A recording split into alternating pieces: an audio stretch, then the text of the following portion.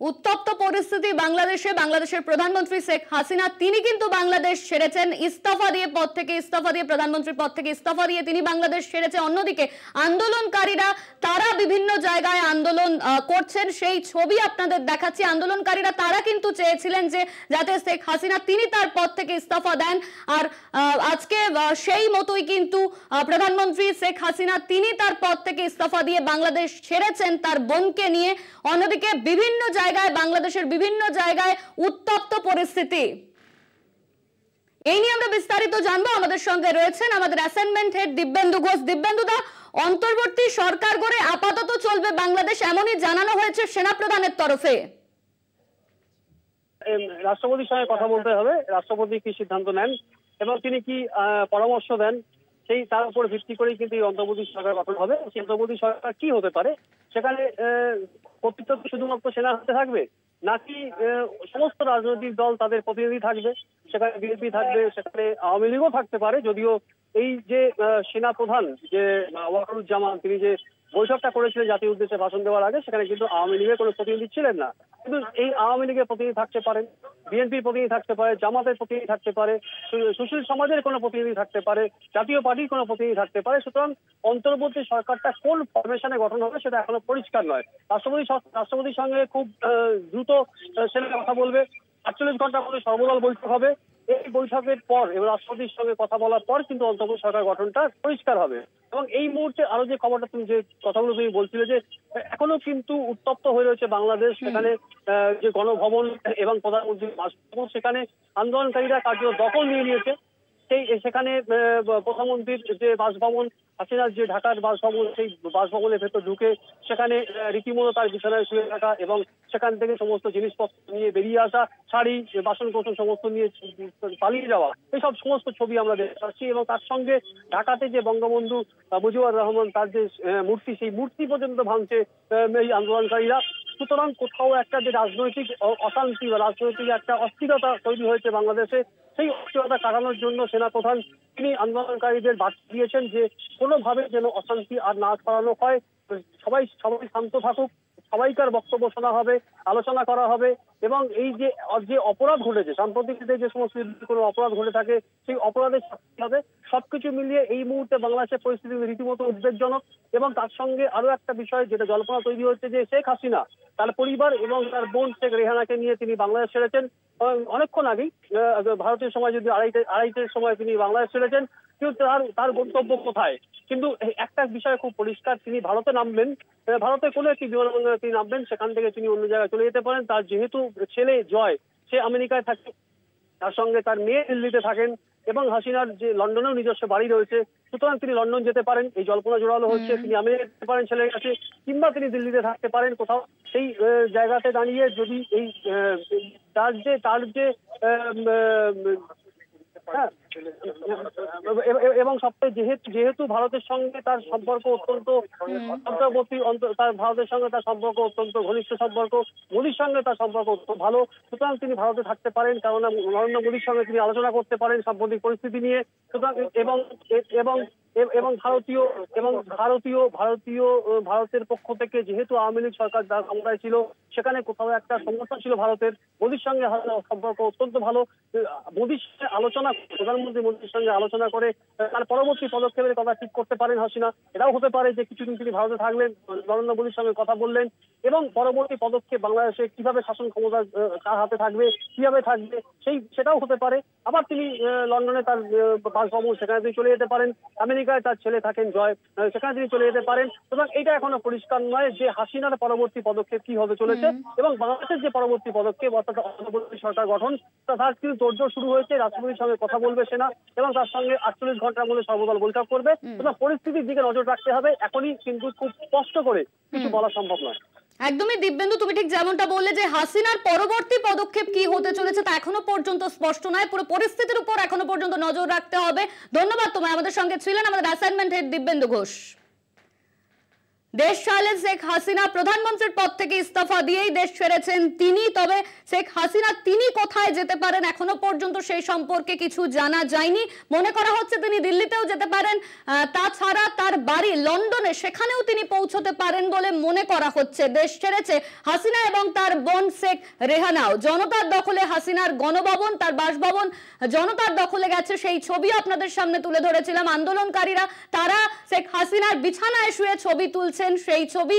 তার বাসভবন থেকে বিভিন্ন জিনিস লুট করে নিয়ে যাচ্ছেন আন্দোলনকারীরা। প্রধানমন্ত্রীর বাসভবন গণভবনে ঢুকে পড়েছেন বহু আন্দোলনকারীরা, সেখান থেকে লুটের অভিযোগও সামনে আসছে, সেই ছবিও আপনাদের সামনে তুলে ধরেছি। প্রধানমন্ত্রীর পদ থেকে ইস্তফা দিয়েই বাংলাদেশ ছেড়েছেন প্রধানমন্ত্রী শেখ হাসিনা এবং তার বোন। বাংলাদেশে হিংসার আগুন, দেশ ছেড়েছেন প্রধানমন্ত্রী। অন্যদিকে দেশ ছাড়ার পরই আন্দোলনকারীদের তাদের উচ্ছ্বাস, সেই উচ্ছ্বাসও চোখে পড়ার মতো। রাস্তায় তাদের উচ্ছ্বাস দেখা যাচ্ছে। হাসিনার বাসভবন গণভবনের ছবি আপনাদের সামনে তুলে ধরছি। বিছানায় শুয়ে রয়েছেন আন্দোলনকারীরা।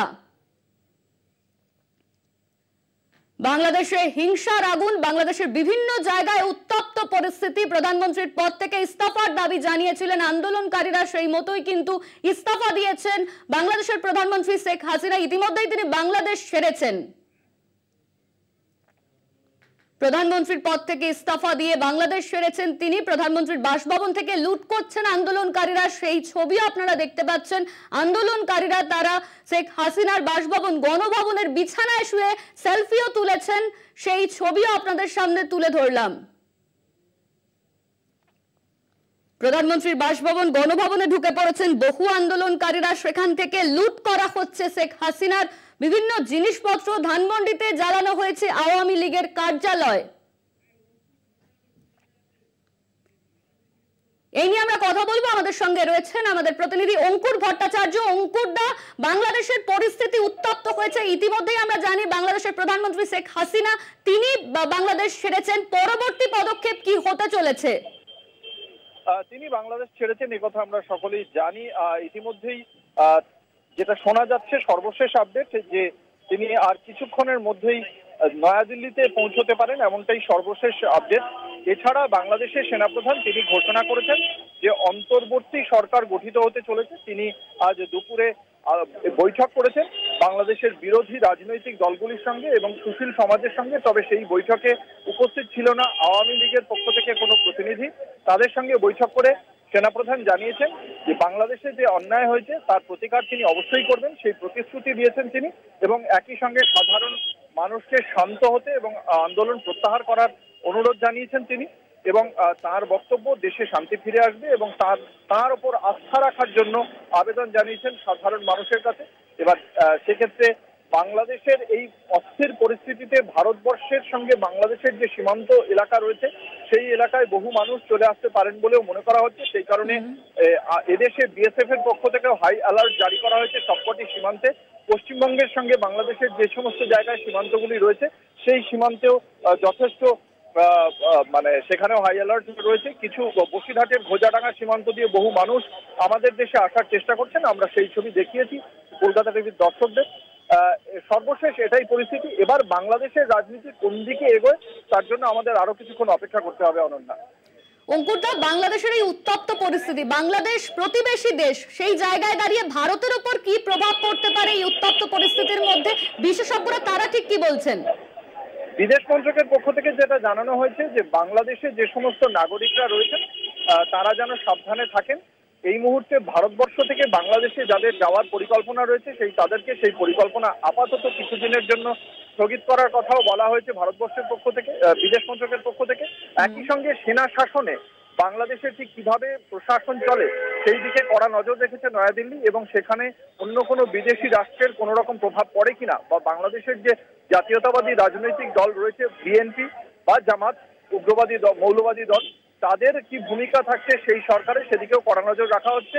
তবে এই মুহূর্তে বাংলাদেশের অভ্যন্তরীণ বিষয়ে অবশ্যই নাক গলাবে না বিদেশ মন্ত্রক, তবে পুরো পরিস্থিতির উপর কড়া নজর রাখা হয়েছে। ধন্যবাদ তোমায় অঙ্কুরদা। আমাদের সঙ্গে ছিলেন আমাদের প্রতিনিধি অঙ্কুর ভট্টাচার্য। বাংলাদেশের উত্তপ্ত পরিস্থিতির দিকে আমরা নজর রাখছি। বাংলাদেশের বিভিন্ন জায়গায় উত্তপ্ত পরিস্থিতি। ইতিমধ্যেই প্রধানমন্ত্রী শেখ হাসিনা তিনি বাংলাদেশ ছেড়েছেন তার বোন শেখ রেহানাও। আর তারপর থেকে কিন্তু আন্দোলনকারীদের উচ্ছ্বাস চোখে পড়ার মতো। হাসিনার বাসভবনের বিছানায় শুয়ে রয়েছেন আন্দোলনকারীরা। হাসিনার বাসভবন থেকে বিভিন্ন জিনিস লুট করে নিয়ে যাচ্ছেন আন্দোলনকারীরা।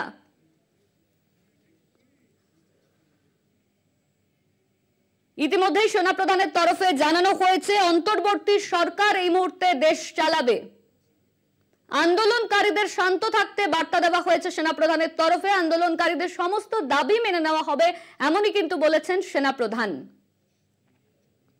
আপনাদের দেখাচ্ছি বাংলাদেশের বিভিন্ন জায়গার ছবি। উত্তপ্ত পরিস্থিতি বাংলাদেশের বিভিন্ন জায়গায়। প্রধানমন্ত্রীর পদ থেকে ইস্তফা দিয়েই দেশ ছেড়েছেন শেখ হাসিনা। তার বোনকে নিয়ে দেশ ছাড়তেই গণভবনে দাপাদাপি, ভাঙলো বঙ্গবন্ধুর মূর্তিও। বিভিন্ন জায়গায় বঙ্গবন্ধুর মূর্তি ভেঙেছেন আন্দোলনকারীরা। উত্তপ্ত পরিস্থিতি বাংলাদেশে বাংলাদেশের বিভিন্ন জায়গার ছবি আপনাদের সামনে তুলে ধরছি। 48 ঘন্টার মধ্যে সর্বদল বৈঠক হবে এমনই জানানো হয়েছে সেনাপ্রধানের তরফে। আলোচনায় আওয়ামী লীগের কেউ ছিলেন না।